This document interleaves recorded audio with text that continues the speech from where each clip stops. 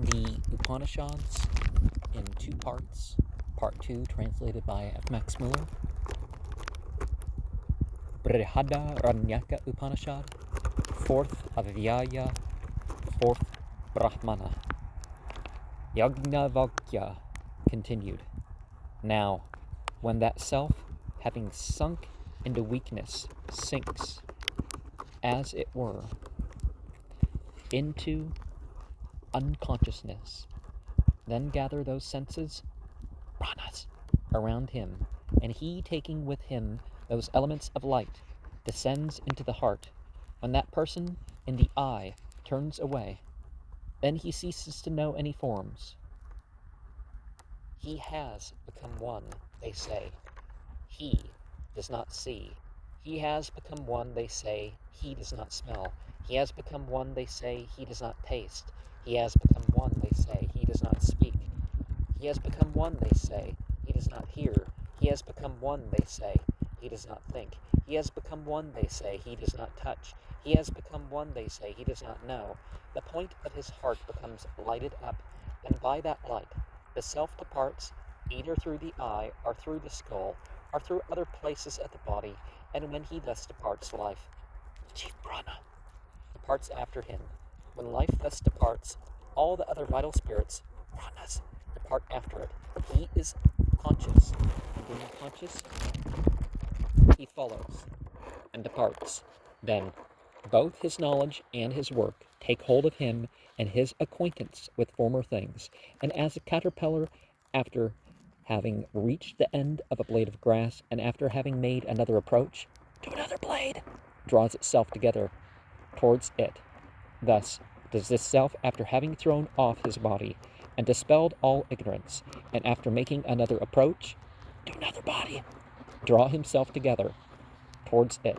And as a goldsmith, taking a piece of gold, turns it into another, newer and more beautiful shape, so does this self, after having thrown off this body and dispelled all ignorance, make unto himself another, newer and more beautiful shape, whether it be like the fathers, or like the Gandharvas, or like the Devas, or like Pragapati, or like Brahman, or like other beings. That self is indeed Brahman, consisting of knowledge, mind, life, sight, hearing, earth, water, wind, ether, light and no light, desire and no desire, anger and no anger, right or wrong, and all things. Now as a man is like this or like that, according as he acts and according as he behaves, so will he be. A man of good acts will become good, a man of bad acts bad. He becomes pure by pure deeds, bad by bad deeds. And here they say that a person consists of desires, and as is his desire, so is his will, and as is his will, so is his deed, and whatever deed he does, that will he reap. And here there is this verse: to whatever object a man's own mind is attached, to that he goes strenuously together with his deed. And having obtained the end, the last results of whatever deed he does here on earth, he returns again from that world, which is the temporary reward of his deed, to this world of action. So much for the man who desires. But as to the man who does not desire, who, not desiring, freed from desires, is satisfied in his desires, or desires the self only, his vital spirits do not depart elsewhere, being Brahman. He goes to Brahman. On this, there was this verse: when all desires which once entered his heart are undone, then does the mortal become immortal. Then he obtains Brahman, and as the slough of a snake lies on an anthill, dead and cast away, thus lies this body. But that disembodied, immortal spirit, prana, life, is Brahman only, is only light. Ganaka Va'adeha said, "Sir, I give you 1,000. On this, there are these verses. The small old patch stretching far away has been found by me. On it, sages who know Brahman move on to the Svargaloka, heaven, and thence higher on, as entirely free. On that path they say that there is white or blue or yellow or green or red. That path was found by Brahman, and on it goes whoever knows Brahman, and who has done good and obtained splendor. All who worship that is not knowledge, avidya, enter into blind darkness. Those who delight in knowledge enter, as it were, into greater darkness. There are, indeed, those unblessed worlds, covered with blind darkness. Men who are ignorant and not enlightened go after death to these worlds. If a man understands the self, saying, I am he, what could he wish or desire that he should pine after the body? Whoever has found and understood the self that has entered into this patched together hiding place, he indeed is the creator, for he is the maker of everything. He is the world, and he is the world itself. While we are here, we may know this. If not, I am ignorant, and there is great destruction. Those who know it become immortal, but others suffer pain indeed. If a man clearly beholds this self as God and as the Lord of all that is and will be, then he is no more afraid. He, behind whom the year revolves with the days, him the entities worship as the light of lights, as immortal time. He in whom the five beings and the ether rest, him alone I believe to be the self. I who know, believe him to be Brahman. I who am immortal, believe him to be immortal. They who know the life of life, the eye of the eye, the ear of the ear, the mind of the mind, they have comprehended the ancient primeval Brahman. By the mind alone it is to be perceived. There is in it no diversity. He who perceives therein any diversity goes from death to death. This eternal being that can never be proved is to be perceived in one way only. It is spotless beyond the ether, the unborn self, great and eternal. Let a wise Brahmana, after he has discovered him, practice wisdom. Let him not seek after many words, for that is mere weariness of the tongue. And he is that great unborn self who consists of knowledge, is surrounded by the pranas, the ether within the heart. In it there are reposes the ruler of all, the lord of all, the king of all. He does not become greater by good works, nor smaller by evil works. He is the lord of all, the king of all things, and the protector of all things. He is a bank and a boundary, so that these worlds may not be confounded. Brahmanas seek to know him by the study of the Veda, by sacrifice, by gifts, by penance, by fasting, and he who knows him becomes a Muni, wishing for that world, for Brahman only. Mendicants leave their homes. Knowing this, the people of old did not wish for offspring. What shall we do with offspring? They said, we who have this self and this world. And they, having risen above the desire for sons, wealth, and new worlds, wander about as mendicants. For desire for sons is desire for wealth, and desire for wealth is desire for worlds. Both these are indeed desires only. He, the self, is to be described by no. He is incomprehensible, for he cannot be comprehended. He is imperishable, for he cannot perish. He is unattached, for he does not attach himself. Unfettered, for he does not suffer. He does not fail. Him who knows. These two do not overcome. Whether he says that for some reason he has done evil, or for some reason he has done good, he overcomes both, and neither what he has done nor what he has admitted to do burns him or otherwise affects him. This has been told by a verse. This eternal greatness of the Brahmana does not grow larger by work, nor does it grow smaller.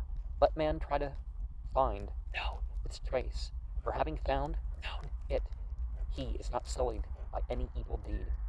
He therefore that knows it, after having become quiet, subdued, satisfied, patient, and collected, sees self and self, sees all as self. Evil does not overcome him. He overcomes all evil. Evil does not burn him. He burns all evil. Free from evil, free from spots, free from doubt, he becomes a actual Brahmana. This is the Brahma world, O king. Thus spoke Yajnavalkya. Ganaka Vadeha said, Sir, I give you the Vadehas and also myself, to be together your slaves. This indeed is the great unborn self, the strong, the giver of wealth. He who knows this obtains wealth. The great unborn self, undecaying, undying, immortal, fearless, is indeed Brahman. Fearless is Brahman, and he who knows this becomes verily the fearless Brahman. And of course, one of the things that we see there in the whole thing in verse 25 is we become one with God. And in becoming one with God, when people think of God, they're automatically thinking of all the creations, obviously separate creations, but the one in purpose, the one in surrender, the one in submission, whatever you want to call it. Verse 24, anada is here explained as the dwelling in all beings and the eating all food which they eat. And we see strong as what is described in 24, or also has. There's also reference to the dialogue between Ganaka and Yagnavalkya in general. Vyusan Vedanta, page 85, the collected, the contented, the personification of the wheel card in the tarot, right? And verse 22,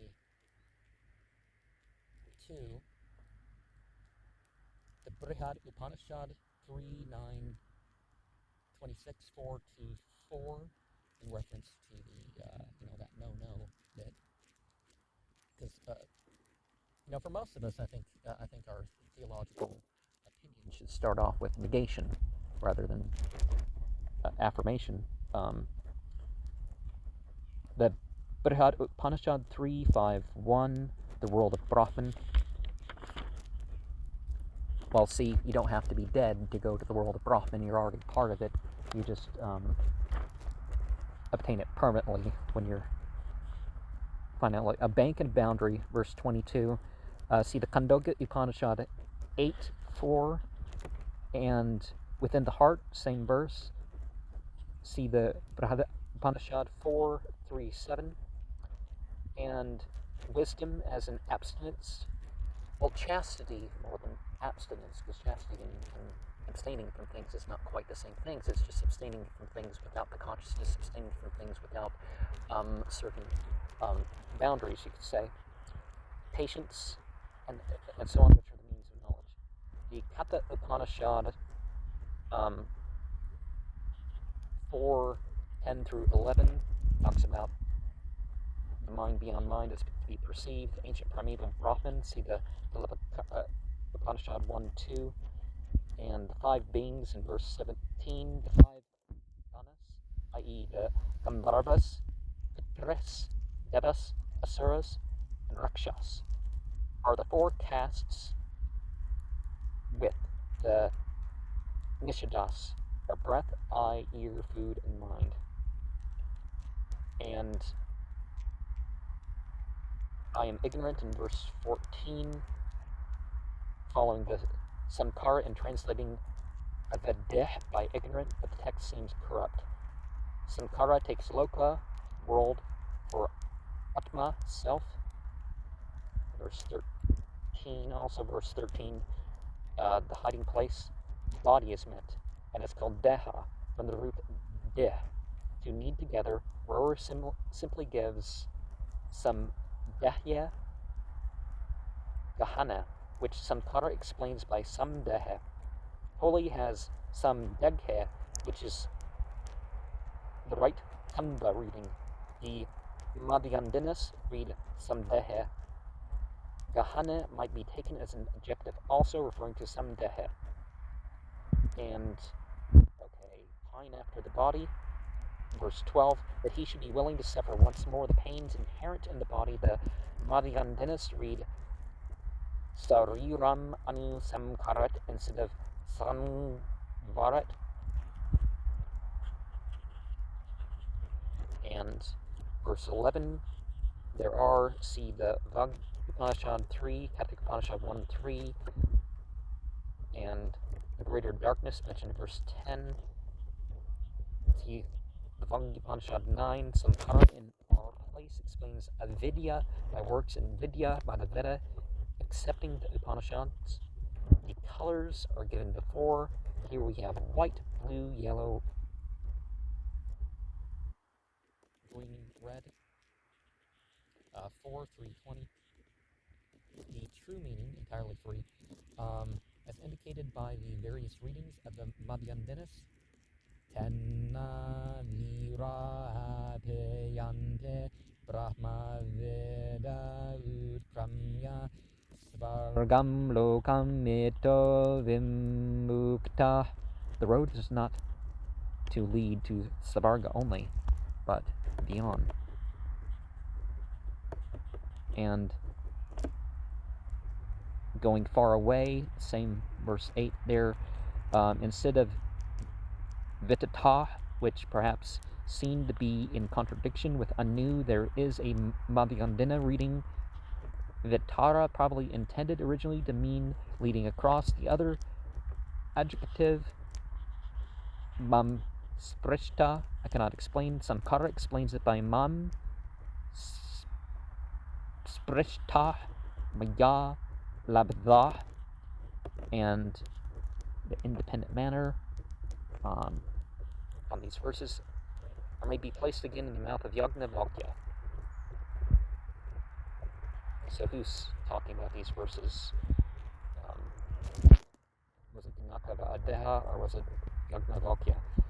The ite after Adamaya in verse 5, like this or like that, is the context. But, I mean, that's not, there's more words in, anyways, but it is quite clear that a new sentence begins with kad, yedetat, which Regnaun 2, page 101 and page 109 has not observed. And verse 3, thrown off this body. See the Upanishad 4.3.9 and 4.3.13, approaching to another blade, same verse. See the Upanishad 4.3.9, a passage which shows how difficult it would be to translate the same Sanskrit words by the same words in English. See the Brahma Upanishad, page 245, and verse 2, the former things.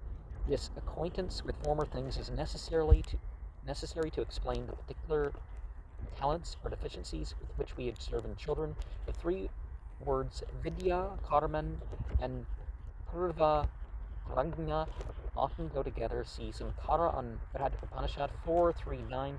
Guson's conjecture apurva prajna is not called for, and consciousness he follows. Verse 2, there's a lot for verse 2. This is an obscure passage, and the different text of the Madhyandinas shows that the obscurity was felt at an early time. The Madhyandinas read, Sam jnanam anvavakramate sa asha gna savajnano bhavate.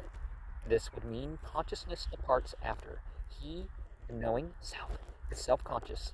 The Kanvas read, Savagnano bhavate savagnanam evan vava ramate. Rower translates, it is endowed with knowledge. Endowed with knowledge it departs. And he explains with Samkara that the knowledge here intended is such knowledge as one has in a dream, the knowledge of impressions referring to their respective objects, a knowledge which is the effect of actions and is not inherent in the self.